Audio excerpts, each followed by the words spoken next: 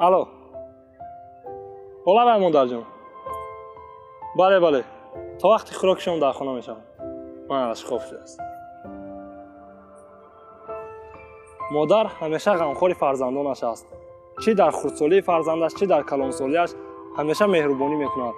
حتی اگر فرزندش کلان هم شود و مانند که او حال هم همان کودک است او را دوستداری و مهربانی میکند. اما با ضمن همه این هستند فرزندان نوخلفی که به مهربانی مادر نگاه نکرده باز از پی آزار و از پی رنجاندن مادر خود هستند.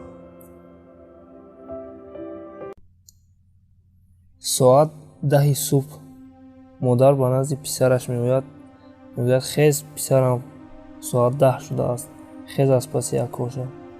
پسر باشد با لفظ دغلانه چه نمانده خواب کنیم کلانتره که دیگر گویان به سوی مادرش سخنهای قبیح میزند. مادرش باشد آخر میگوید خیز از قفای یک کار شو، از قفای زندگی شو.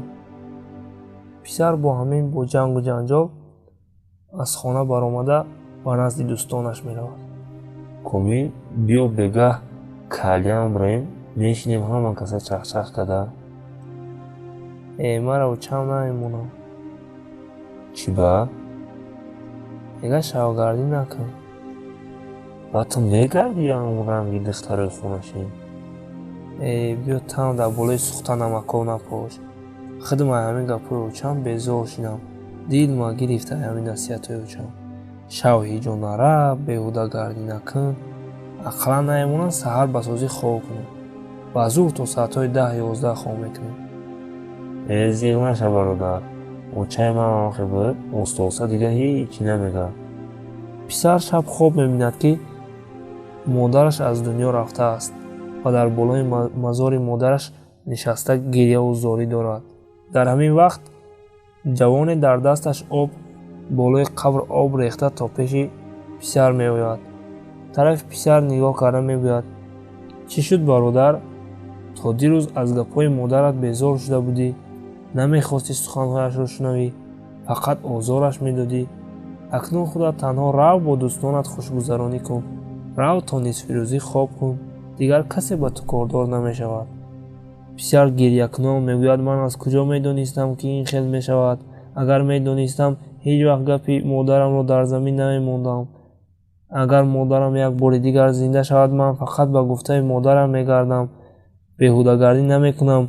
گویان از خوابش بیدار میشود و خیلی هم خرسند میشود که این تنها یک خواب بوده است و به خطای خود پای برده دیگر هیچگاه از گپ مادرش نمیبراید.